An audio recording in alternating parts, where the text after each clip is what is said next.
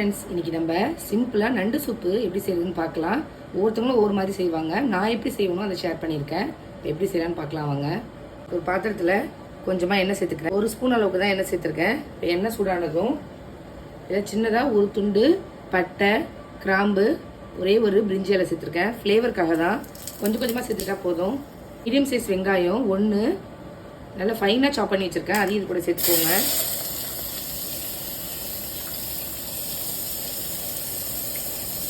வதங்கினதும் இதில் ஒரு பாதி தக்காளியை கட் பண்ணி வச்சுருக்கேன். இது கூட ஒரு 4 பச்சை மிளகாய் சேர்த்துருக்கேன் காரத்துக்கு. இதையும் சேர்த்து நல்லா வதக்கிக்கோங்க. தக்காளி வதங்கிருக்க டைமில் 4-5 பூண்டு பல்லை நல்லா நசுத்து வச்சுருக்கேன். அதையும் இது கூட சேர்த்துக்கிறேன். முழு மிளகு ஒரு 5-6 இது சேர்த்துக்கிறேன். இது கூட 1/4 ஸ்பூன் அளவுக்கு மஞ்சத்தூள் சேர்த்துட்டு நல்லா வதக்கி விட்டுக்கோங்க. நல்லா வதங்கி வந்துச்சு. இது கூட நம்ம க்ளீன் பண்ணி வச்ச நண்டு சேர்த்துக்கலாம். சேர்த்துட்டு ஒரு டைம் மிக்ஸ் பண்ணி விட்டுக்கோங்க.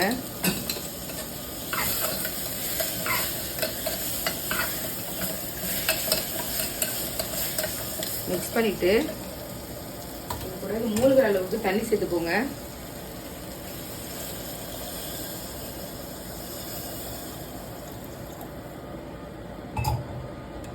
சேர்த்துட்டு கொதிக்கட்டும்.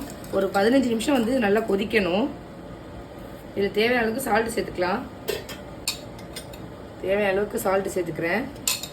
கொஞ்சமாக பெப்பர் தூளும் சேர்த்துக்கோங்க. கொதிக்கட்டும். சூப்பு நல்லா கொதிச்சிருச்சு. இப்போ ஸ்டவ் ஆஃப் பண்ணிடலாம். அவ்வளோதான், சூப்பரான நண்டு சூப்பு ரெடி ஆகிடுச்சு. இது சளிக்கெல்லாம் ரொம்பவே நல்லது. நீங்களும் இதே மாதிரி உங்கள் வீட்டில் ட்ரை பண்ணி பார்த்துட்டு எப்படி இருக்குது அப்படிங்கிறத கமெண்ட் பண்ணுங்கள். நான் போகிற ரெசிபிஸ்லாம் உங்களுக்கு பிடிச்சிருந்தா நம்ம சேனலை லைக், ஷேர் அண்ட் சப்ஸ்கிரைப் பண்ண மறக்காதீங்க. தேங்க்யூ.